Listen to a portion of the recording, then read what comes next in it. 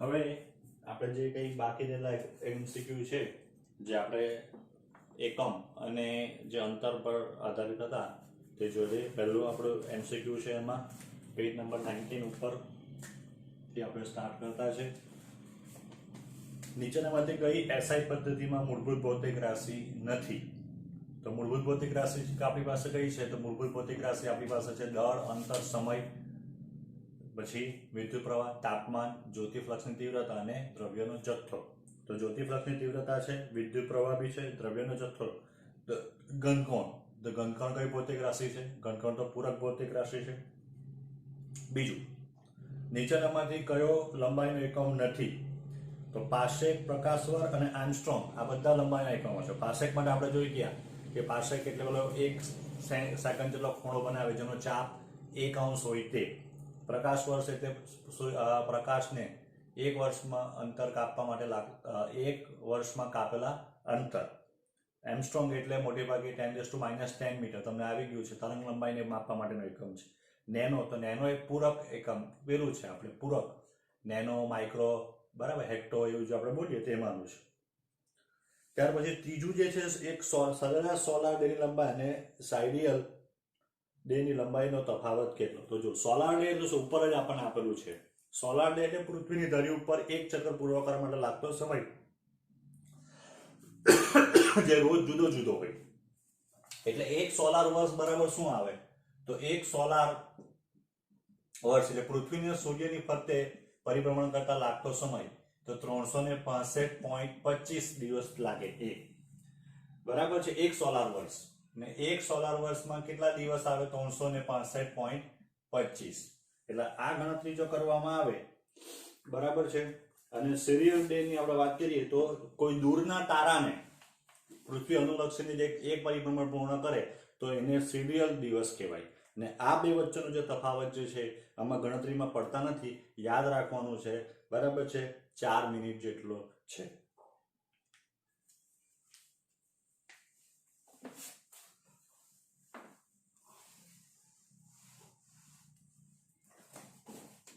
ત્યાર પછી ચોથું, x = a square sin square kt. x સ્થાનાંતર દર્શાવે છે, t સમયમાં છે તો k નો એકમ. તો આપણને ખબર છે કે ભાઈ kt આ બે હંમેશા જે છે આપણે એમ કહી શકાય કે સામા હોવું જોઈએ, તો એ આપણે એમ કહી શકાય કે પરિમાણ રહિત હોવું જોઈએ. પણ આને જો હું આવી રીતના બી લખી શકું, a sin square theta, જ્યાં theta એટલે kt, theta એટલે ખૂણો એટલે રેડિયન થઈ ગયો. તો therefore t બરાબર રેડિયન પૂરક એકમ છે આપણો. રેડિયનના છેદમાં k ને શોધવાનો છે, t. તો રેડિયનના છેદમાં t એટલે કોણ? સમય. તો 1 સમય અથવા સમય ઇન્વર્સ ઇન્ટુ રેડિયન. હવે આવું કઈ આપણને આપેલું છે? તો આવો જવાબ નથી આપેલો, બરાબર. પણ જે રેડિયન સેકન્ડ ઇન્વર્સ જે છે એને હર્ટ્ઝ કહેવાય. આવૃત્તિનો એકમ છે હર્ટ્ઝ ગુણ્યા રેડિયન. કેપિટલ T બરાબર 1/f આપણે ભણી ચૂક્યા છે, આવર્તકાળ અને આવૃત્તિ.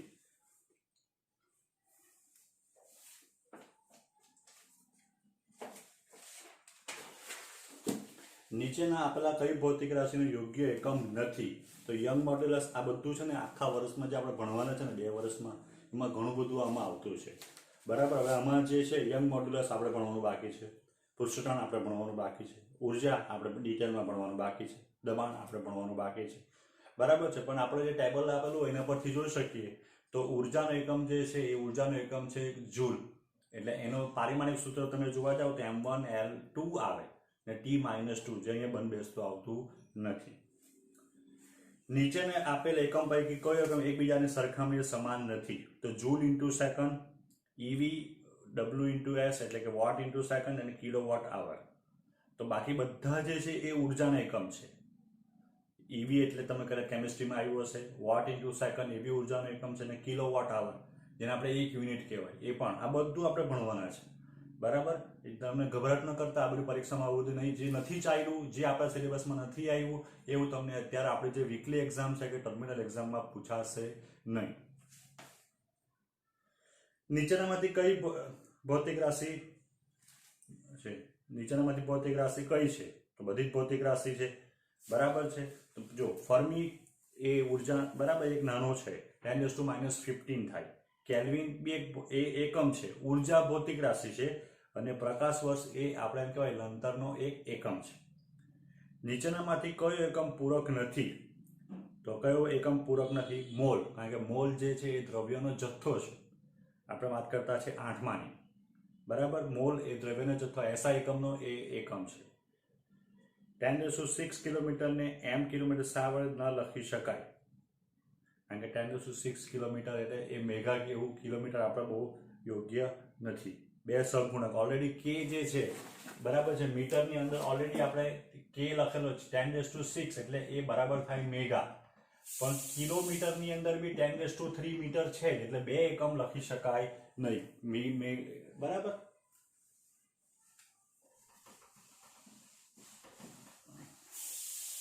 જો પાછો એકવાર સમજાવું. 1 કિલોમીટર એટલે 10�3 મીટર. તો 10�3 શું બની ગયો? કે બની ગયો. હવે 10⁶ કિલોમીટર જો હોય, બરાબર છે, તો 10⁶ માં ઓલરેડી કે તો છે જ. હા, એક પૂરક એકમ, સહગુણક આપણો. તો હવે આપણે એમ નહીં લખાય મીટર, મેગા ને એવું, બરાબર. આવું કહેવા માંગે છે.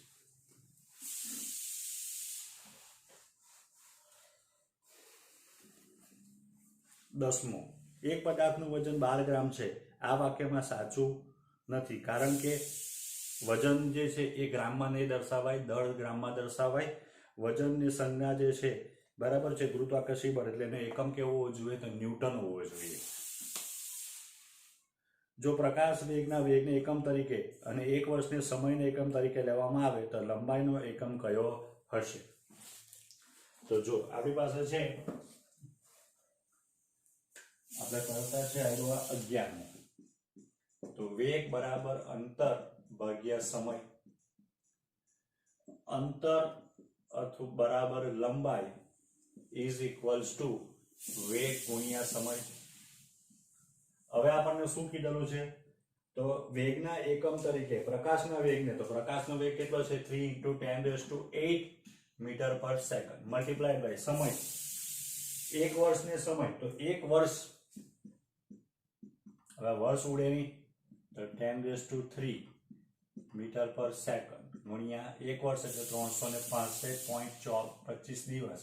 એક દિવસના 24 કલાક ને 1 કલાકની 3600 સેકન્ડ. હવે આ સેકન્ડ ઉડે તો મીટર બાકી રહી જાય, અને જે છે તો આવી જાય 1.46. આ તો એક પ્રકાશ વર્ષ જ થઈ ગયું. એક પ્રકાશ છે 1 વર્ષમાં કાપેલું અંતર, એટલે ખરેખર તો આ એક પ્રકાશ વર્ષ જ થઈ ગયું.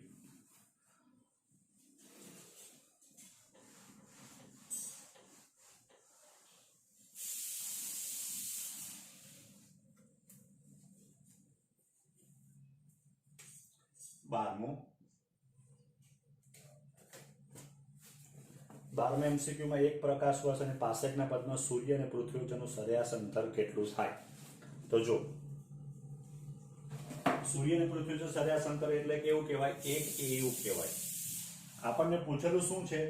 તો પ્રકાશ વર્ષ અને 65ના પદમાં સૂર્ય અને, એટલે આપણે શું થાય? તો 1 AU બરાબર ખાલી જગ્યા લાઇટ યર, બરાબર છે. તો 1 AU ના છેદમાં 1 લાઇટ યર. 1 AU એટલે 1.496 10⁻11 મીટર. અને અત્યારે જોઈ ગયા 9.46 10⁻+15. તો આ બેનો ગુણોત્તર કેટલો આવશે? તો 0.158 10⁻4. પાસેક માટે તો 1 AU બરાબર ખાલી જગ્યા પાસેક. 1 AU ના છેદમાં 1 પાસેક. 1 AU એટલે 1.496 10⁻11. ને 1 પાસેક એટલે કેટલું અંતર? તો 1 પાસેક એટલે 3.08 10⁻16. તો આ બેનો ગુણોત્તર કેટલો થશે? આ બેનો ગુણોત્તર થવાનો 4.86 10⁻6. આ એક રેડિયન જ થાય આ બેનો ગુણોત્તર એટલે તો, બરાબર. આ એક રેડિયન જેટલું થાય. આપણે ગણી ગયા છે આટલા.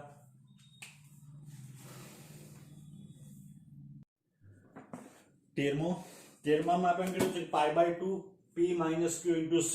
p, q અને c લંબાઈના એકમો છે, તો ભૌતિક રાશિ ખાલી જગ્યા. તો જો લંબાઈ માઇનસ લંબાઈ એટલે લંબાઈ જ આવે, c પોતે બી લંબાઈ છે એટલે લંબાઈ, એટલે L1 * L1. તો L2 એટલે કઈ, તો ક્ષેત્રફળ જ આવે,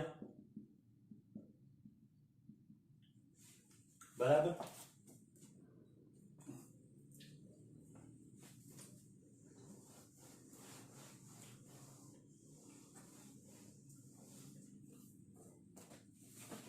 ચાલો 14માં આપણને એમ કીધેલું છે કે b બરાબર સમીકરણ a² cos² 2π beta gamma upon alpha. જ્યાં આલ્ફા બીટાના એકમો અનુક્રમે મીટર હોય તો b અને ગેમાના એકમો શોધો. તો એ જે આવવાનો એકમ, બરાબર છે. તો b બરાબર તો કોનો આવે, તો b બરાબર તો a² નો એકમ જ થાય. કેમ? કારણ કે cos² 2π બીટા ગેમા અપોન આ આલ્ફા એટલે અહીંયા બી આલ્ફા જ છે, બરાબર છે, આલ્ફાનો સ્ક્વેર એટલે આલ્ફા. આ તો બરાબર તો પરિમાણ રહિત જ થાય, આપણને ખબર છે, અથવા રેડિયન થાય. તો આ તો આલ્ફાનો એકમ આપણને કયો આપેલો છે, અનુક્રમે મીટર, તો મીટરનો સ્ક્વેર એટલે b નો એકમ આવી ગયો મીટર સ્ક્વેર. હવે 2π નું આપણને કઈ કામ નથી, પણ બીટા ગેમા અપોન આલ્ફા બરાબર પરિમાણ રહિત આવે. હવે આપણને કોનો એકમ પૂછેલો છે, ગેમાનો એકમ પૂછેલો છે. આલ્ફા જુદું જુદું છે ભાઈ, અહીંયા એ જ છે ને અહીંયા આલ્ફા છે, એટલે એ બરાબર હતું, ભાઈ એનો એકમ મીટર જ છે. તો હવે ગેમાનો એકમ, ગેમા બરાબર આલ્ફાના છેદમાં બીટા. આલ્ફાનો એકમ કયો આપેલો છે, તો આલ્ફાનો એકમ આપણને આપેલો છે સેકન્ડ ઇનવર્સ. બીટાનો એકમ આપણને આપેલો છે મીટર પર સેકન્ડ આખાનો ઇનવર્સ. ઓહો, મીટર પર સેકન્ડ એટલે આમ લખું એનો ઇનવર્સ. તો જો આ ઉપર જાય એટલે આ થઈ ગયું ને આ થઈ ગયું, ઇનવર્સ નીકળી ગયા, બરાબર છે. એટલે આ થઈ જવાનું મીટર પર સેકન્ડ સ્ક્વેર, એટલે આવવાનું મીટર s⁻². આ તો ખબર પડી ગઈ. આ એ છે ને આલ્ફા છે, બરાબર. એ એટલે આપણને આપેલું છે મીટર, એટલે જો આ તો આખું પરિમાણ રહિત થાય, આ પરિમાણ રહિત થાય આયરુઆ, બરાબર છે. એટલે ગેમા બરાબર beta upon alpha upon beta. આનું સેકન્ડ આ છે, પછી મીટર ઇન્ટુ સેકન્ડ ઇનવર્સ છે, જેને મેં લખી દીધું કેવું, તો સેકન્ડ ઇનવર્સ છેદમાં લખ્યું. ઇનવર્સ તો ઉપર જાય એટલે પ્લસ થઈ જાય, ને ઉપર નીચે આવે તો એ પ્લસ થઈ ગયું. એ રીતના કરી શકાય.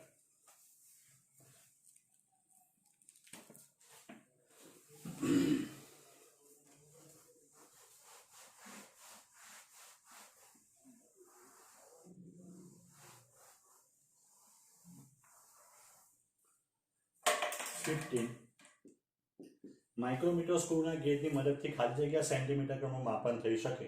તો આપણે એમ ભણી ચૂક્યા છે કે કેટલું આવે, તો 0.1 એનો પેજ આવે, ડિવાઇડેડ બાય 100 એટલે 0.01 એટલે 10⁻³ સેન્ટીમીટર.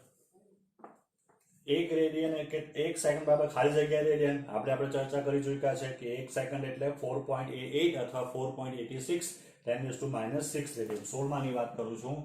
આપણે એક સેકન્ડ બરાબર ખાલી જગ્યા રેડિયનનું ગણતરી તમને બતાવેલી છે, કરેલી છે. એક પાસેક બરાબર ખાલી જગ્યા એમસ્ટ્રોંગ.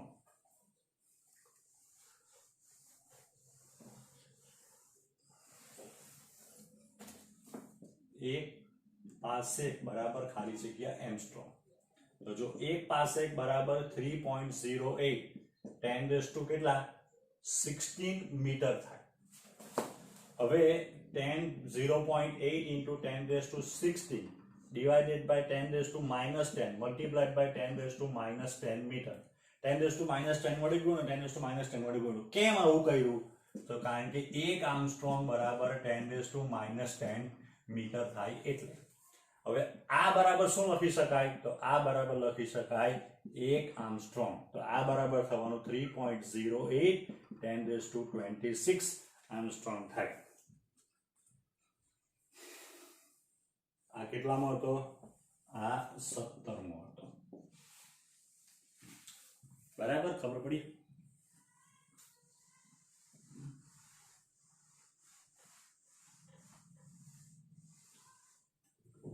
ચાલો 18મો બી એવો છે, એક જ કરીએ.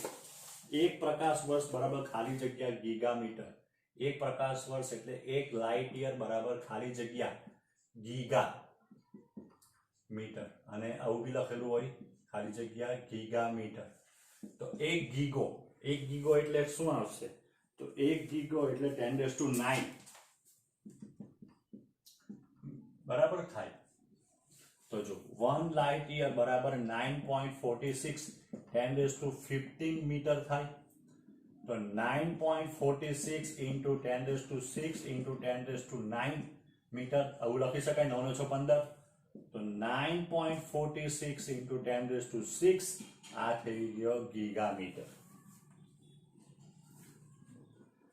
બરાબર, ચાલો એક હજુ કરી જોઈએ.